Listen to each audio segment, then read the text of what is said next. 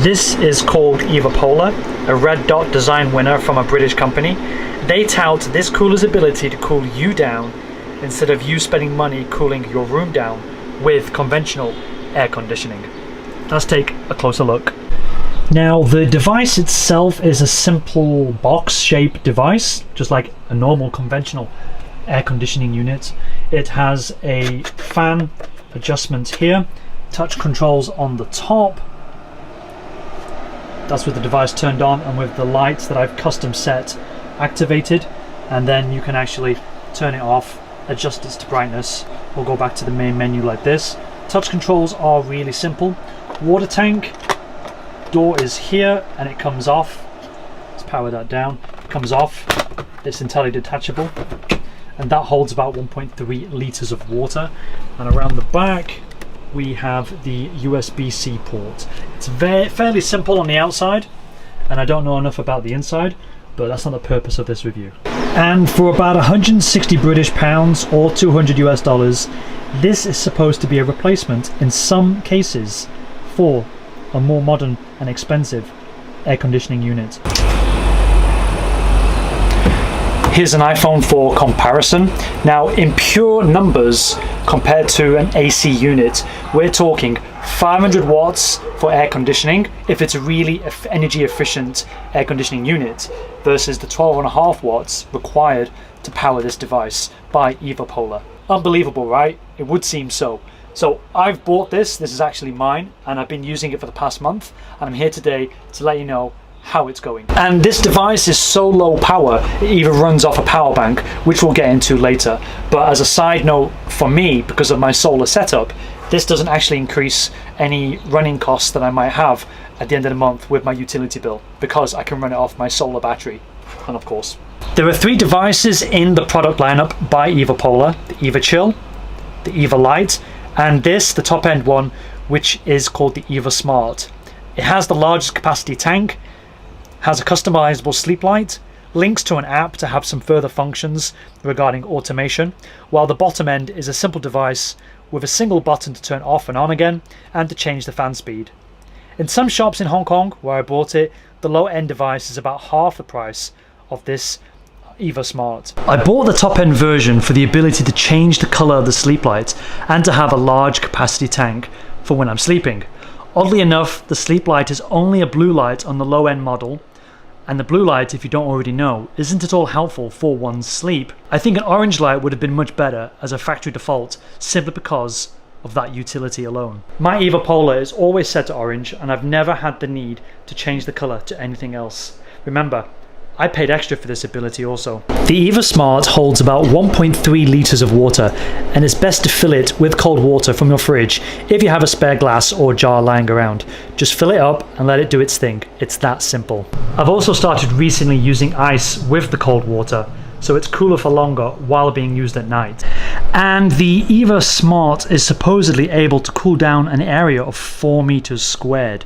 The other 2 devices also cool down to a smaller area relative to their size, but for all intents and purposes, it should be adequate for this particular sized room. The EvaPolar, the top end version of the 3 devices in their product lineup, differs from the other 2 by having better controls, larger tank, and then the touch tap interface, which explains the relative humidity in the room, the temperature that it used to be before it started cooling, and then the new temperature. On the website, it does state that this isn't going to lower the temperature as much as it should in a humid environment, and that's because humid environments obviously contain a lot of moisture in the air anyway. So if you don't live in a humid environment, it's just hot, like say Spain, then you might get an even lower amount of temperature, does that make sense, out of the product. For me, I only get between 1, 2 or 3 degrees of a temperature drop. For you, by looking at the chart on the website, can show greater gains by using this device. But while the temperature drop isn't that significant, it is tangible, and I'll have to wait till November until the humidity drops to see how much of an extra gain in temperature drop I get, and then I have about 2 weeks to enjoy that gain, and then in December the temperature starts to drop anyway, and then it doesn't really matter because I'm not going to use it in the winter. It's not a heater. But having said that, even though I'm not getting the maximum amount of cooling from this device, It is cooling me down when I sleep. Now what I recommend you do is go to the EvaPolar website and check out the chart, the little handy guide, which explains if your temperature is this much, then you're going to get this much. But for me, with regard to temperature that I've got here, I am getting what is expected from this device. Now, one important caveat, and steady now ladies, but I sleep naked with a normal fan, such as this, blowing over me. But with the EvaPolar included, I sometimes do have to wrap myself in a thin blanket because I can get some of the chill from this device. And obviously for reference, this is how I normally position it next to where I'm sleeping. Now, I'm somebody who doesn't turn the AC on anyway while I'm living in Hong Kong. Some people think I'm a bit of a mad lad for not putting it on, and I'm sure house guests that arrive hate me because I never turn it on. But that isn't necessarily a zero waste thing. It is because I'm a Scrooge. My solution to save further money is to just stay sweaty throughout the day, and if I need to leave the house or go to bed, I just have a quick cold shower anyway. I'd rather do that than spend hours trying to keep the house cool and then get a larger utility bill at the end of the month. But speaking of zero waste, the cooling system, the filter and everything inside the EvaPolar is actually biodegradable and non-toxic to the environment, which I thought was an important consideration for me when I wanted to buy it, and it should be for you as well if you're going to purchase such a thing. The overall point is that this does seem like a really good device to keep you cool in the summer months, and a good way to save money on your electricity with this device. But there are some downsides. Now, the downsides aren't that major, but they are enough to niggle me, and I have to share them with you. One of them is the fact that I want to change the light, and the fact that the bottom end device is stuck on blue is kind of annoying for reasons I've already mentioned. Now, I guess if I use this device aside from sleeping, it's right here. You can just see it in the video. Excuse me. Now, I guess if I used the EvaPolar device for other than sleeping, I might have a different utility for the bulbs that are part of the machine. But as it is, I don't. And as with most things that I own, I like to just set up one preference, maybe two, and then just keep it at that, because I don't want to keep faffing with settings. I just want to use it.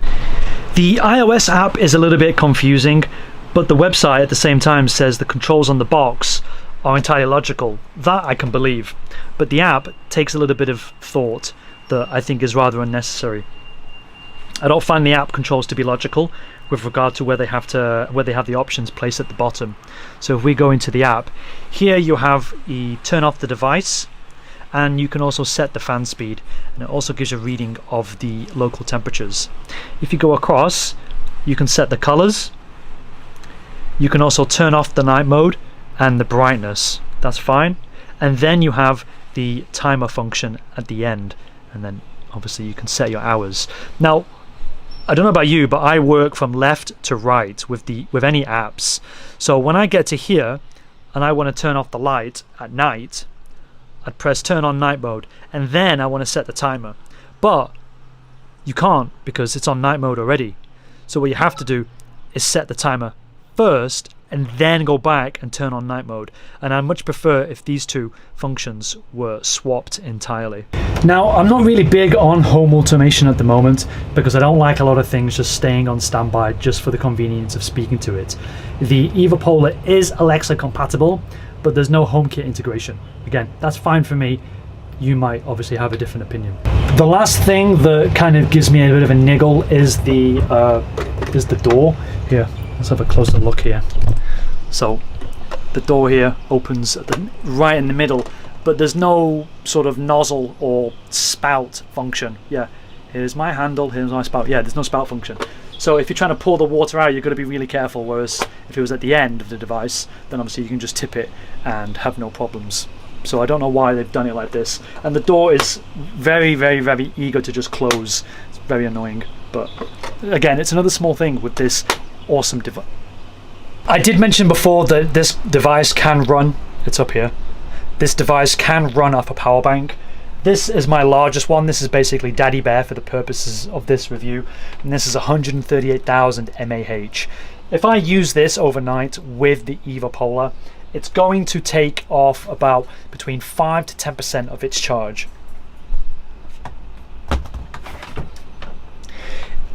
If I use the RAV power, which is basically Mother Bear, This is a 27,000 mAh power bank, and it will probably drain it down to like about 40%. So that's okay if I just want to use this overnight, especially if you go camping. This one's much more portable. And then we have Baby Bear, which is still a respectable 16,000 mAh, and this will run basically for about 9 hours on this power bank. So for the purposes of testing, I've just used this until it ran out, and it was 9 hours. And one of the nice surprises with this device is actually the USB cable. It is really long. So if you've got a different setup, it's going to accommodate you, whether the AC is stuck at the back or the power ports are stuck at the back of your desk. You can actually obviously connect it with no problems. Or if your bed is a different setup to mine, where it's not exactly right in your face, again, this extra long cable comes in super handy. So in wrapping up, I really like this device. Apart from a few flaws, I can live with this, especially with the summer heat. I'm getting through Hong Kong summer with this and with the 50-watt fan I showed you briefly earlier. But importantly, I can actually turn that fan down. Before it was on full blast to try and keep me cool. So I'm probably saving a little bit more power by turning that down, because I've got this also. And if it means anything, as a small side note, one of my clients, once I told them that this exists, immediately bought one. They got the lowest end device, and when he's working at his desk at home, he actually finds himself turning off the AC and the fan also, because he's satisfied with the coolness that's coming out of this device. So that's like 2 anecdotes. The EvaPolar device could be a really good long-term solution towards saving money. So definitely try and find one in the shops, get a demo unit of some kind, play with it, see how you feel with it, and then obviously purchase it and enjoy the benefits and the energy savings that you'll make from having it.